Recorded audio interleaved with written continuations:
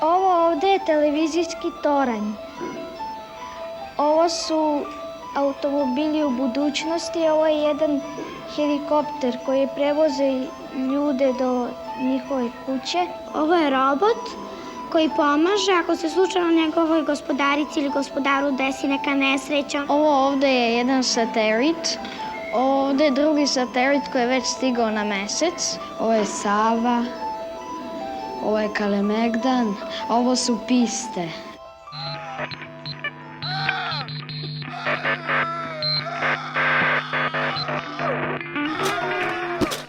O, Beograde! O, Beograde! Ispod tebe svetle nevine kosti, prestani da budeš svetionik tame. O, Beograde! O, Beograde! Sa gladnima na ulici, stanovima bez žive duše i građevinama koje ti nikad neće pripasti. O, Beograde! O, Beograde! U toku je izrada generalnog urbanističkog plana Beograda, koji bi trebalo u stvari da odredi strateške pravce razvoja ovog grada u narednih 20 godina, znači do 2041. Taj je plan poslednjih navodno 2 godine u izradi, a sada bi trebalo da bude u stvari na javnom uvidu, odnosno ovo bi trebalo da bude prilika da mi razgovaramo o tome u kakvom gradu želimo da živimo. Pošto je taj razgovor izostao i bilo kakva reakcija institucija, onda smo mi kao kolektiv Ministarstva prostora odlučili da sa raznim saradnicima, kolegama i drugim inicijativama sa kojima sarađujemo, zajednički kreiramo tu viziju Beograda i dogovorimo se u stvari šta su vrednosti i teme koje smatramo da su važne da se u tom planu nađu. Zadatak planera, stručnjaka, urbaniste u izradi generalnog urbanističkog plana je u tome da kroz naučno-istraživački rad otkrije zakonitosti ponašanja i razvoja sistema i da na osnovu toga predloži društvu alternativne mogućnosti razvoja. Sa te tačke gledišta, ovaj naš generalni urbanistički plan može da se definiše i kao svojevrstan društveni dogovor o budućem razvoju grada Beograda.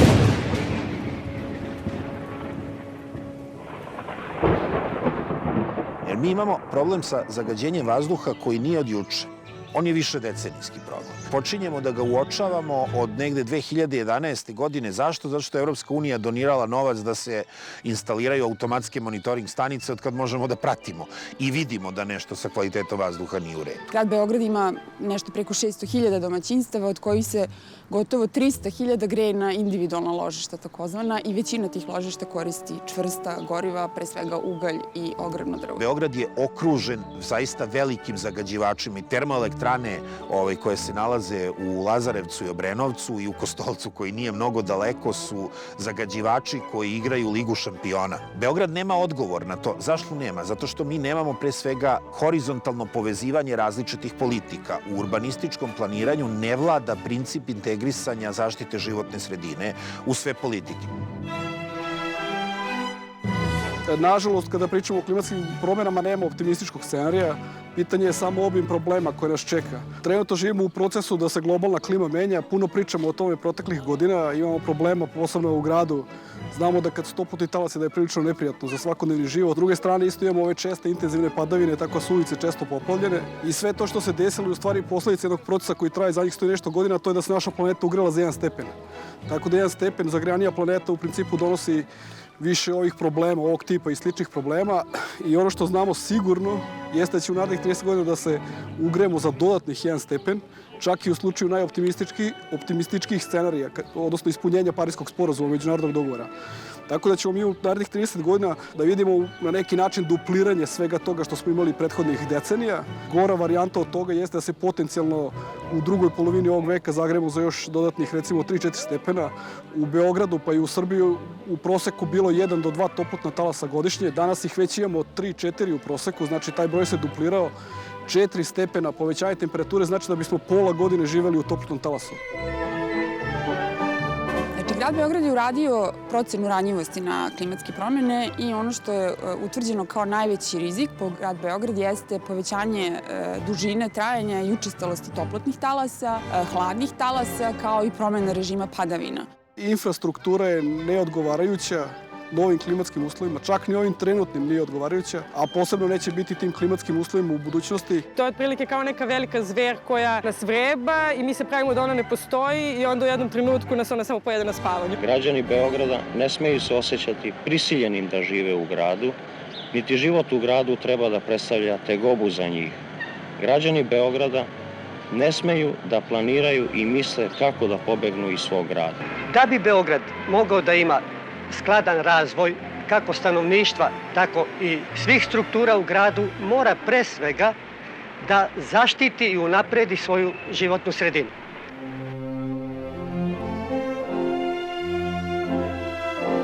Zelena infrastruktura je mreža prirodi bliskih prostora, kao što su parkovi, kao što su šume, vrtovi, drvoredi, koji ostvaruju brojne funkcije za čoveka i za životnu sredinu i utiču na kvalitet života u gradu. Danas u Beogradu zelene površine čine 12% ukupnih površina grada Beograda, što je ispod proseka u Evropi.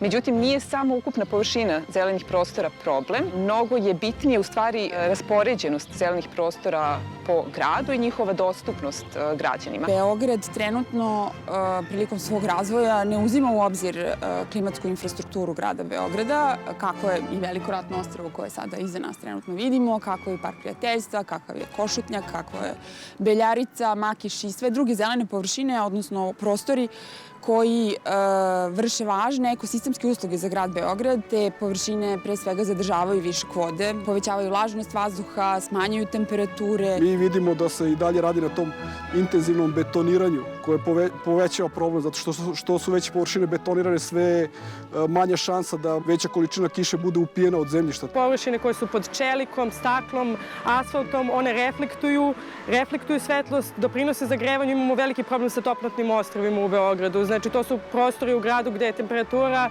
u odnosu na prosječnu viša za par stepeni Celzijusa tokom toplih letnjih dana. Ta oblast uopšte nije definisana i precizirana kako treba, ne sagledava celovito zelenu infrastrukturu grada i ne daje jasne smernice lokalnim samoupravama kako uopšte da zaštite zelene prostore i kako da formiraju nove. Ako se popnete na stari tramvajski most i pogledate dole, vidjet ćete da je 80% površina pod asfaltom. Zelenilo svedeno na neke baštice zelene. Oni često hoće da zasade stablo u onu kadu.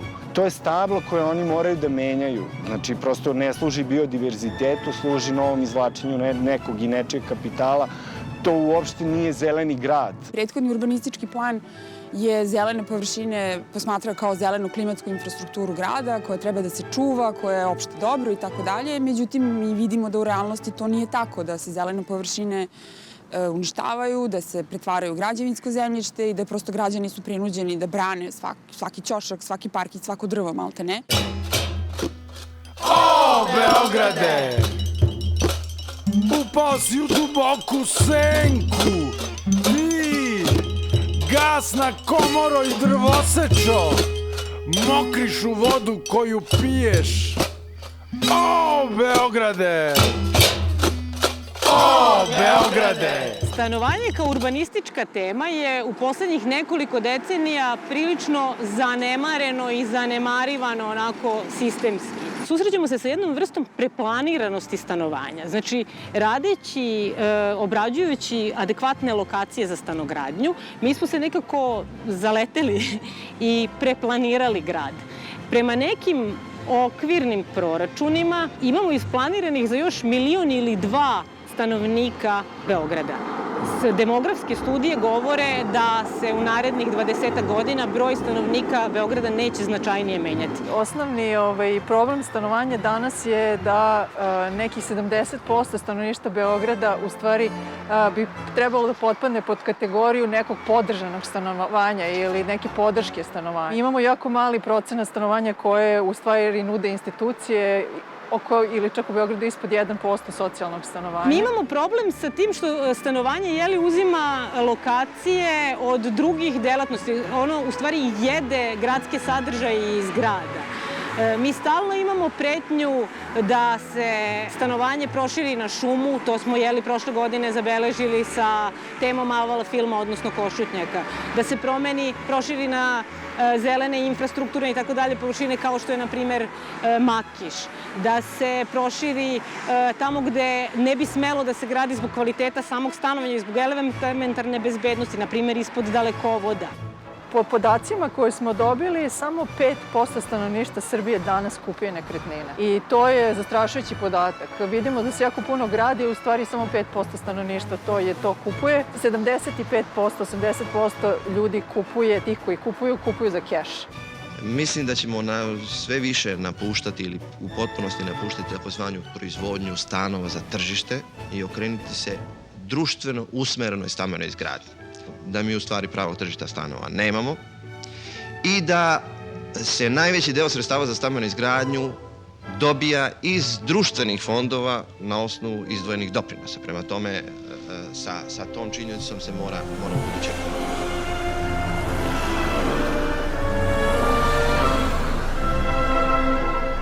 Beograd je grad od 2 miliona stanovnika.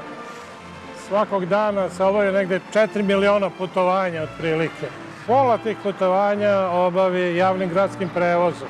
Četvrtina se obavi automobilom. Najveći problem je u tome što se povećava broj automobila, što imamo sve zakržljaliji javni prevoz, nemamo dovoljno biciklističkih staza, nemamo slobodne trotoare i to sve dovodi do povećane motorizacije stanovništva, gužvi, zagađenja.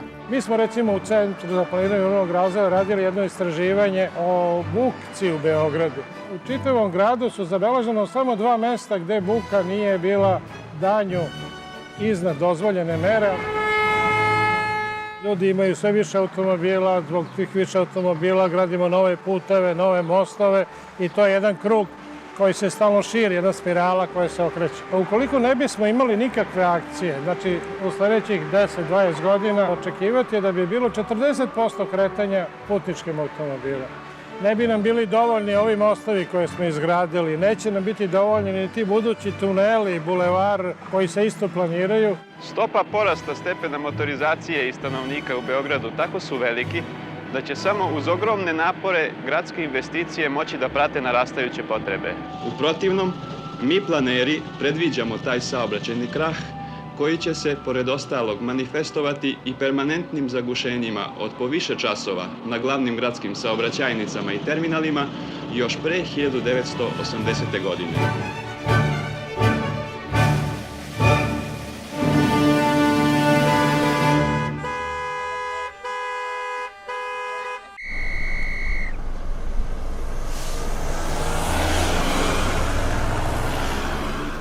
Ja moram da kažem da ne vidim optimističan scenarij.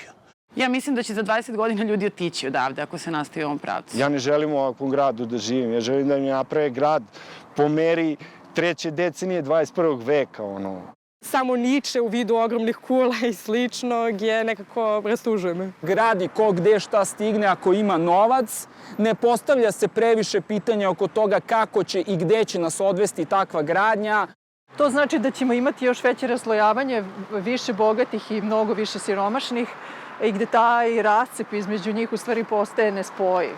Napumpavanje stvari u nekom pravcu koji je potpuno nerealan, samo da bi se ostavio neki utisak da se nešto dešava bez ikakvog promišljanja i znamo da u ekonomiji kad se uđe u tu vrstu eksponencijalnog bespotrebnog rasta koji je napumpa nekim fiktivnim stvarima da obično dođe do pucanja tog babla i može da i ovaj investiciono građevinarski bubble da pukne u jednom trenutku u Beogradu, da se probudimo jednog jutra i da se pitamo kome je stvarno sve ovo trebalo i zbog čega.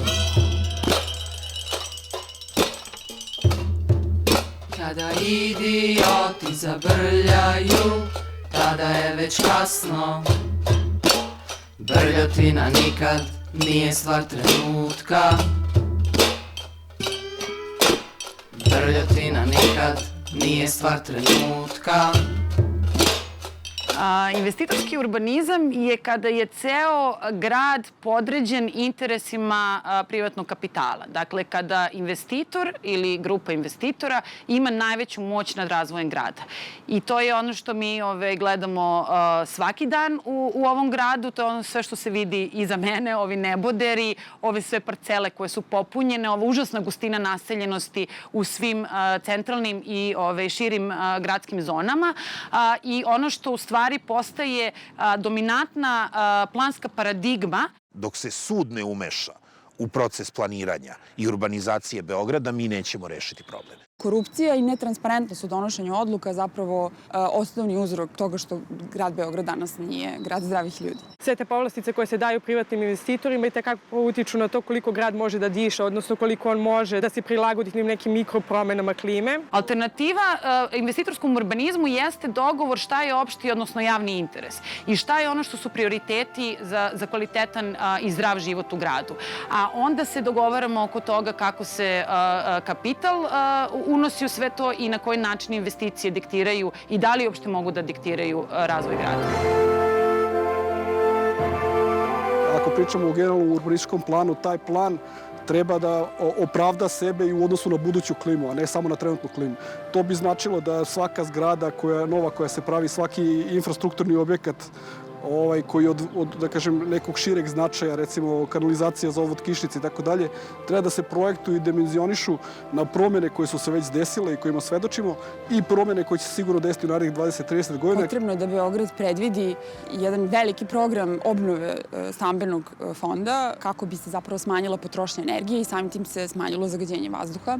Ove velike zagađivače treba zatvoriti, što ne može da bude kratkoročna mera, iako je potrebna. Veliki broj građana koji koriste individualna ložišta i koji se greju na ugalj i na drva, zapravo spadaju najsiromašnije građane koji ne mogu sami da reše ovaj problem. Potrebno je ograničiti uticaj kapitala, da nam taj kupovina na tržištu od privatnih investitora, čak i države kao investitora, ne bude jedino rešenje. Porast organizovanja kroz udruživanje sredstava i udruživanje energije zajedno ljudi za rešavanje stambenog problema. Ne treba da se širimo van postojećeg građevinskog područja, da zauzimamo poljoprivredno zemljište, da zauzimamo u okviru građevinskog područja površine koje su namenjene za druge namene, zelenilo, infrastrukturu ili bilo šta drugo. Beograd ima sad nekih oko 200 km biciklističkih staza, a Beč ima recimo 2000.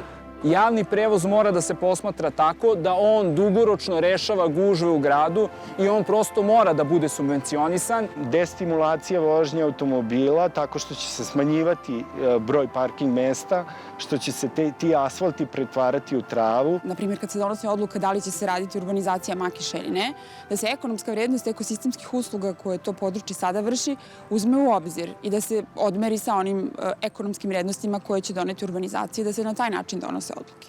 Da ne zaboravimo, svaka kafa, hleb, novine, mleko, mi plaćamo PDV, to je porez državi, znači mi konstantno punimo državnu kasu i sve to što se događa u našem gradu i u našoj državi, to ne gradi ova ili ona vlast, to gradimo mi građani. Čuli smo urbaniste, arhitekte i inženjere, autore plana Beograd u 2000. godini. Oni su zamislili veći, lepši, prijatniji grad. To je važan, ali tek prvi korak u novi vek. Prava su pitanja. Kako stići do budućnosti? Kako ostvariti viziju i želje? Ima li današnji Beograd snage, mogućnosti i uslova za tako veliki poduhvat? Kojim putem ići da bi korak Beograda u 21. vek bio brži, sigurniji? Odgovore smo potražili od najodgovornijih. Se često očekuje da kad me neko pita šta je Beograd koji volim, da onda valjda zato što sam arhitekta pričamo o objektima i prostorima, ali u mom slučaju su to uglavnom ljudi. Ljudi koji su preduzetni, koji su aktivni i koji uzimaju u svoje ruke rešavanje problema. Ja znam da to Beograd može, Beograd je to pokazao. Svuda po Beogradu mi imamo gomilu tih inicijativa. One su, nažalost, uvek reaktivne zbog toga što konstantno su neki požari, konstantno nešto moramo da branimo. Gde god oni hoće nešto da divljaju, a da ljudi žive u blizini, ljudi se organizuju i dižu. Moramo da se bavimo politikom, ali to ne podrazumeva da budemo kao ovi koji koji se danas bave njom. Energija koju ovaj grad ima i u stvari žilavost da se izboriš za nešto do čega ti je stalo, znaš, i to je i rad u ovom kolektivu Ministarstva prostora pokazalo i ekipe s kojima radimo, znaš, i onda ti to u stvari bude motivacija da se cimaš oko ovog grada, znaš, da se baviš temama, da u stvari napraviš od njega najbolje moguće mesto, da ne moraš da odeš iz njega, nego da želiš da ostaneš ovde i želiš da napraviš da bude čudo. Treba mi neka luda stvar, hajde da popravimo